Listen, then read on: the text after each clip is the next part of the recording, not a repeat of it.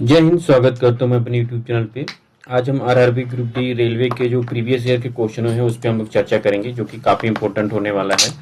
तो आइए हम लोग स्टार्ट करते हैं और देखते हैं कि कौन कौन से क्वेश्चन आपके यहाँ पे मिलने वाले हैं। ठीक है, तो ये आरआरबी ग्रुप डी का क्वेश्चन रहेगा। इसमें हम जीके जीएस कवर करेंगे, जो कि पिछले जो ईयर में जो क्वेश्चन पूछे गए थे, यानी 2022 में पूछे गए थे, उसके हम लोग कौन से क्वेश्चन इसमें चर्चा करेंगे। जीके जीएस के रहेंगे सारे क्वेश्चन, क्योंकि काफ़ी इंपॉर्टेंट रहते हैं जीके जीएस के जितने भी क्वेश्चन रहते हैं। ठीक है, तो ये हमारा नवा वीडियो है।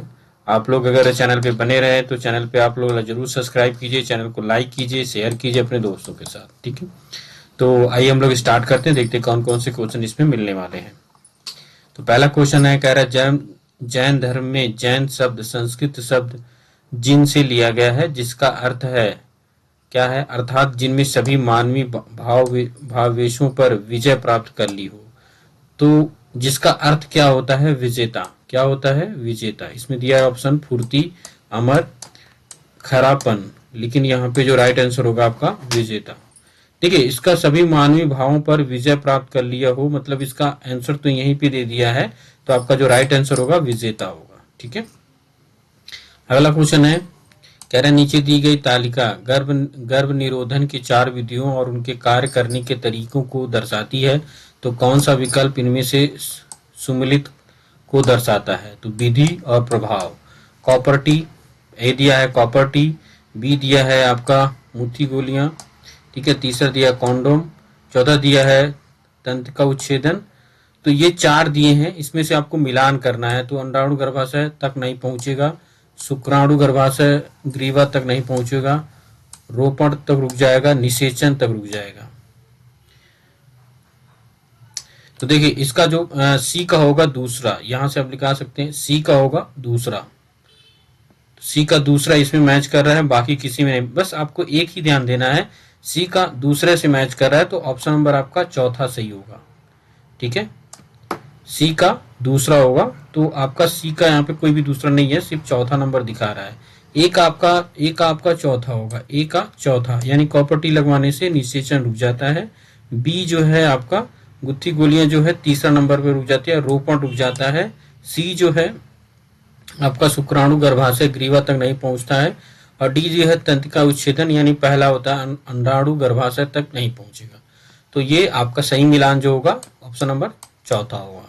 ठीक है, अगला क्वेश्चन है, कह रहा है यदि एक आपतित प्रकाश किरण किसी अवतल दर्पण के वक्रता केंद्र से गुजरती है, तो आपतित किरण और परावर्तित किरण के बीच बनने वाला कोण क्या होता है।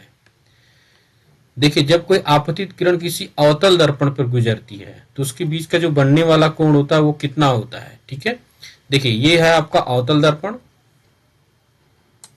ये अवतल दर्पण होता है इस तरह से, तो लेंस हो गया, माफी चाहूंगा, ये लेंस हो गया।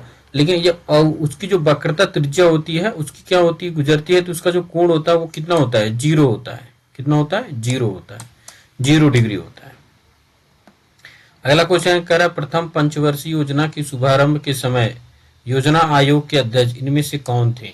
सरदार वल्लभ भाई पटेल, जवाहरलाल नेहरू, राजेंद्र प्रसाद, हरेंद्र कुमार मुखर्जी। तो इसका जो राइट आंसर होगा आपका दूसरा होगा, जवाहरलाल नेहरू जी थे। ठीक है, अगला क्वेश्चन है, कह रहा है कि 1930 में नमक उत्पादन पर ब्रिटिश एकाधिकार के खिलाफ इनमें से कौन सा अहिंसक विरोध किया गया था। 1930 में नमक आंदोलन, तो देखिए नमक आंदोलन भी उसके नाम से जाना जाता है। तो खेड़ा का सत्याग्रह, सविनय अवज्ञा, खिलाफत आंदोलन, दांडी यात्रा। दांडी यात्रा किन्होंने स्टार्ट किया था, ये महात्मा गांधी जी ने स्टार्ट किया था, जिसको हम लोग नमक का भी आंदोलन बोलते हैं। ठीक है, तो ऑप्शन नंबर चौथा है। ये आपका कौन से ईयर में हुआ था, ये 1930 में हुआ था, गांधी जी ने इसको स्टार्ट किया था। अगला क्वेश्चन है, करें निम्नलिखित असंतुलित समीकरण द्वारा निर्दिष्ट किए गए अनुसार प्रकाश संश्लेषण की प्रक्रिया में प्रकाश कितने जल और कार्बन डाइऑक्साइड अणु भाग लेते हैं। देखिए, ये आपका दिया है, यहाँ पे रिएक्शन दिया है H2O प्लस CO2, यानी पानी और कार्बन डाइऑक्साइड, इक्वल टू दिया है C6H12O6, जिसको हम लोग ग्लूकोज बोलते हैं, प्लस ऑक्सीजन और प्लस आपका पानी, और प्लस आपका क्लोरोफिल जो होता है सूर्य की जो किरण में मिलता है। तो कितने भाग होता है, इसमें 6 भाग होते हैं। आप सभी को पता होता है कि 6 भाग होता है इसका। देखिए, ये 6 भाग होते हैं, बस आपको यहाँ पे 6 कर देना है, 6 भाग आपको यहाँ पे यूज करना है। तो ऑप्शन नंबर आपका तीसरा राइट आंसर होगा। ठीक है, अगला क्वेश्चन है, कह रहे हैं उनकी अपघटन अभिक्रिया में PQRS की पहचान कीजिए। आपको PQRS जो दिया है उसकी पहचान करा, कह रहा है FeSO4, उसके बाद दिया है Q Fe2O3, उसके बाद R दिया SO2, उसके बाद SO3। इसका नाम क्या है? फेरिक सल्फेट नाम है इसका, फेरिक, इसका भी नाम है फेरिक आइसोलेट है, इसका आपका सल्फर डाइऑक्साइड है और इसका सल्फेट है ये। ठीक है, तो इसका जो राइस होगा पी की जगह 2 आ जाएगा, यहाँ पे 1 आ जाएगा यहाँ पे। ठीक है, तो आपका दूसरा राइट आंसर होगा। पहचान करनी है तो 211 आपका ये पहचान करनी है, तो पहला ऑप्शन राइट आंसर होगा। अगला क्वेश्चन है, कह रहा है चलो लोकू उत्सव किस राज्य में मनाया जाता है? बहुत इंपॉर्टेंट क्वेश्चन है। चलो लोकू उत्सव किस राज्य में मनाया जाता है? तो ये अरुणाचल प्रदेश में मनाया जाता है। कहाँ मनाया जाता है? अरुणाचल प्रदेश में। अगला क्वेश्चन है कि जनवरी 2022 में अनंत नागेश्वरन को भारत का नया मुख्य आर्थिक सलाहकार यानी CEA नियुक्त किया गया, जिन्होंने स्थान ग्रहण किया। किसका स्थान ग्रहण किया है? ये कृष्णमूर्ति सुब्रमण्यम जी का स्थान ग्रहण किया है। ऑप्शन नंबर तीसरा राइट आंसर होगा। ठीक है, अगला क्वेश्चन है कि 28 मई 2022 के प्रभावी रूप से निम्नलिखित में से किसे लोकपाल प्रमुख के रूप में कार्य करने के लिए अधिकृत किया गया है? तो ऑप्शन नंबर तीसरा राइट आंसर होगा आपका यहाँ पे न्यायमूर्ति प्रदीप कुमार मोहंती ने। ठीक है, ये किया है। अगला क्वेश्चन है, कह रहा है क्लोरो एल्कली प्रक्रिया के तीन उत्पाद कौन कौन से हैं? तो देखिए, क्लोरो एल्कली के जो प्रक्रिया के मूल उत्पाद जो हैं उसमें हाइड्रोजन है, क्लोरीन है और आपका सोडियम हाइड्रोक्साइड है। ठीक है, यानी आपका H हो गया, उसके बाद Cl2 हो गया जिसको हम लोग क्लोरीन बोलते हैं, और NaOH हो गया जिसको हम बोलते हैं सोडियम हाइड्रोक्साइड बोलते हैं। ठीक है, तो दूसरा राइट आंसर होगा। अगला क्वेश्चन है, कह रहा है निम्न में से कौन से कथन सही हैं? पहला है टिन लेड मिश्र धातु का उपयोग फ्यूज तार बनाने के लिए किया जाता है। दूसरा है कि फ्यूज को विद्युतीत्मक तार से जोड़ा जाता है। तीसरा है फ्यूज बनाने हेतु चयनित पदार्थ का गलनांक उच्च होना चाहिए। ये तो बिल्कुल गलत है। जो गलनांक अगर उच्च होगा तो वो गलेगा नहीं, और गला जब गलेगा नहीं तो वो जो विद्युत है, जो इलेक्ट्रिसिटी है, वो कटेगा नहीं। तो ये तो गलत है। इसमें कौन सा है? आपका पहला और दूसरा राइट आंसर होगा यहाँ पे। ये दोनों सही हैं, बाकी ये आपका तीसरा गलत है, तो तीसरा नंबर ऑप्शन राइट आंसर होगा। अगला क्वेश्चन है, कह रहा भारतीय संविधान राष्ट्रपति को 3 प्रकार के आपातकालों की घोषणा करने का अधिकार देता है। इनमें से कौन सा उनमें सम्मिलित नहीं है? तो इनमें से कौन सा सम्मिलित नहीं है? तो कह रहा है कि अनुच्छेद 352 राष्ट्रीय आपातकाल, अनुच्छेद 360 वित्तीय आपातकाल, अनुच्छेद 356 राज्य में आपातकाल राष्ट्रीय शासन, और अनुच्छेद 358 जो है सार्वजनिक स्वास्थ्य आपातकाल। ये नहीं कर सकते हैं। कौन सा सम्मिलित नहीं है? तो सार्वजनिक स्वास्थ्य आपातकाल नहीं कर सकते हैं। ऑप्शन नंबर चौथा राइट आंसर होगा। अगला क्वेश्चन है, कह रहा उस स्वदेशी रूप से विकसित high speed expendable aerial target system का नाम क्या है, जिसका दिसंबर 2021 में सुरक्षा अनुसंधान एवं विकास संगठन DRDO द्वारा सफल उड़ान परीक्षण किया गया? तो उसका क्या नाम है? अभ्यास। ऑप्शन नंबर पहला राइट आंसर होगा। ठीक है, अगला क्वेश्चन है, कह रहा है 7 मार्च 2022 को महिला एवं बाल विकास मंत्रालय MOWCD के शिक्षा मंत्रालय और यूनिसेफ के साथ साझेदारी में भारत में स्कूली शिक्षा छोड़ चुकी किशोरियों को औपचारिक शिक्षा में वापस लाने के लिए अभियान शुरू किया गया। तो कौन सा अभियान शुरू किया गया?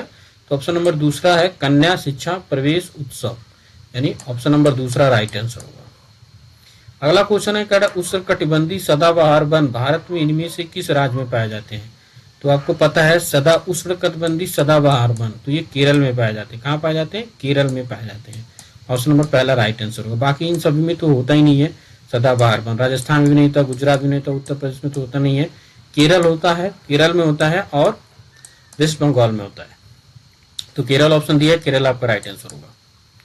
अगला क्वेश्चन है, कह रहा है कि वह प्रक्रिया जिसके द्वारा जल रिसकर भूमि में प्रवेश करता है क्या कहलाती है?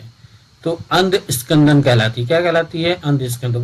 वातोस्पर्जन का मतलब होता है जो जल होता है वो वाष्प बन के बाहर चला जाना। जब सूर्य की गर्मी पड़ती है तो जल क्या करता है, वाष्पित होकर बाहर चला। परासरण भी पता है, भस्मीकरण भी पता है, लेकिन ऑप्शन नंबर दूसरा राइट आंसर होगा, अंत स्कंदन होता है। ठीक है। अगला क्वेश्चन है, निम्नलिखित में से कौन सा संबंध ओम के नियम के सही गणितीय रूप का निरूपण करता है। तो इसका ओम का नियम पूछा है, तो V बराबर आई आर। V बराबर क्या होता है, आई आर। ऑप्शन नंबर पहला राइट आंसर होगा। अगला क्वेश्चन है, पेरियार नदी इनमें से किस भारतीय राज्य में बहती है। तो केरल में बहती है। ऑप्शन नंबर दूसरा आपका राइट आंसर होगा, केरल में बहती है। अगला क्वेश्चन है, श्वसन की इनमें से किस अभिक्रिया में ऑक्सीजन की आवश्यकता होती है। तो पहला ही दे दिया, पाइरूवेट में CO2 और O2 के ऊर्जा में रूपांतरण। देखिए ये तो हो ही नहीं सकता, जब श्वसन होता है आपका तो CO2 गैस आपका, ठीक है, आपके अंदर रहती है और हम ऑक्सीजन लेते हैं, तो ऑक्सीजन लेते हैं, तो ऑक्सीजन जब अंदर जाता है तो वो जब क्रिया करती है पानी से, तो O2 जब आपका H2O से क्रिया करती है, साथ में उसमें CO2 बन के बाहर निकलता है। ठीक है। तो इस तरह से क्रिया में हम क्या करते हैं, ऑक्सीजन गैस बनती है, हम अंदर लेते हैं और फिर बाहर हम कार्बन डाइऑक्साइड निकलते हैं। ठीक है। तो ये थे आपके 20 क्वेश्चन, जो कि group D, railway group D की परीक्षा में पूछे गए सारे क्वेश्चन है, और ये ज्यादातर जीके जीएस से ही क्वेश्चन बन रहे हैं। तो आप लोग इसको ध्यान से देखिए, वीडियो को लाइक कीजिए, चैनल को, और चैनल को जरूर सब्सक्राइब कीजिए। जय हिंद, जय भारत।